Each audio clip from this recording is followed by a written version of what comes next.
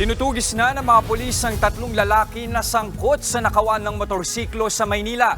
Ang krimen, nasa pulpa sa video. Nasa frontline ng balitang yan, si Dave Abuel, exclusive.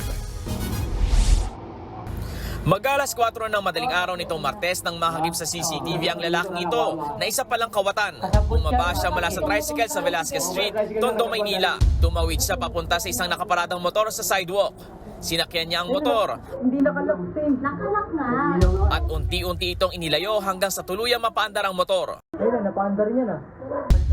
Sa may Kapulong Street, kita namang bumaba ng tricycle ang dalawa pang lalaki na kasabat ng tumangay ng motor.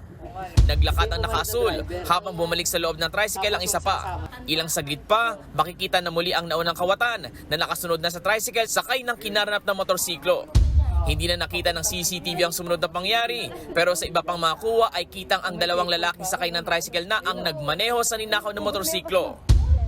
Ayon sa biktimang si Jessica Eser, umaga na nang malaman nilang nawawala na ang motor. Sa tulong ng CCTV, natuntun nila ang driver ng nasakyan tricycle ng mga kawatan. Pero ang driver, hindi raw alam ng mga magnanakaw pala ang mga naisakay niyang pasahero. Hindi na rin alam ng tricycle driver kung nasaan ang mga kawatan. May napansin lang daw ang driver na kaduda-duda sa isang suspect. So sabi nung tricycle, marami daw po siyang susi dito, banda dito. Kung ano-ano na po yung susi na ginamit niya doon para mabuksan yung motor ko at mapaandar. Nitong Miyerkules ng gabi, nakita na lang daw ng mga pulis ang motor ng biktima na inabandona ng mga suspect sa isang parking lot sa bandang Aroma, Tondo. Kaso wala na ang mga kopya ng dokumento sa compartment ng motor. Pati ang plaka nito, tinangay rin ng mga magnanakaw. Ayon kay Jessica, mga minor de edad daw ang mga suspect base sa inisyal na impormasyon ng mga pulis. Naiuwi na ng biktima ang motor at plano na niyang lagyan ito ng kadena.